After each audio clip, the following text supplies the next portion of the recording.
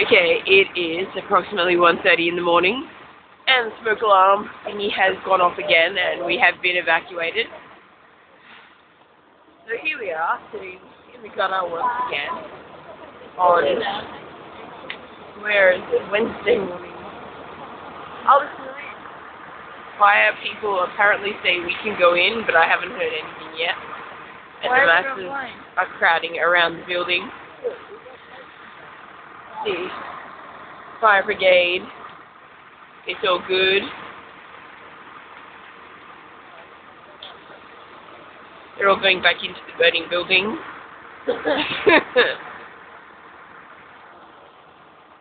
Somebody obviously burnt some toast again. Thank you. Over and out.